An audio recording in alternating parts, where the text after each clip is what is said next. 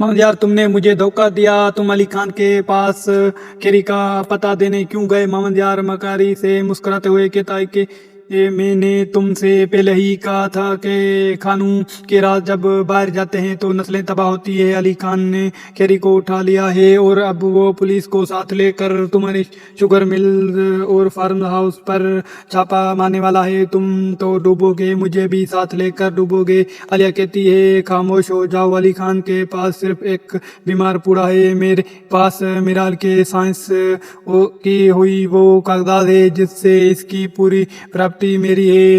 ادھر علی خان یعقوب اور police team کے ساتھ فیکٹری پہنچتا ہے جہاں عالیہ اور اس کے مسلح گارڈز موجود ہیں۔ عالیہ کہتی ہے علی خان تم نے میری فیکٹری پر قبضہ کرنا چاہا لیکن اب تم یہاں سے زندہ نہیں بچو گے۔ علی خان بے خوف ہو کر آگے بڑھتا ہے اور کہتا ہے عالیہ 25 سال پہلے تم لوگوں نے گاڑی کا بریک کاٹ کر سوچا تھا کہ کھیل ختم ہو گیا ہے، لیکن آج دی گریٹ خان کا بیٹا تم سے اپنے باپ اور میرال کے والد کے خون کا قطرہ قطرہ کا حساب لینے آیا ہے۔ پولیس پیچھے سے گھیر لیتی ہے اور علی خان عالیہ کے گارڈز کو بچا دیتا ہے اور عالیہ کے بندوق چھین کر اسے زمین پر گرا دیتا ہے۔ علی خان کہتا ہے تمہاری جگہ جیل کی وہ کالی کوٹھی ہے جہاں تم اپنے باقی زندگی اپنے باپ کے گناہوں کا حساب دیتی ہوئی گزارو گی۔ میرے دوستوں آج کے لیے بس اتنا ہی۔ اگر ہماری ویڈیو پسند آئے کرو لائک اور ساتھ ہی سبسکرائب۔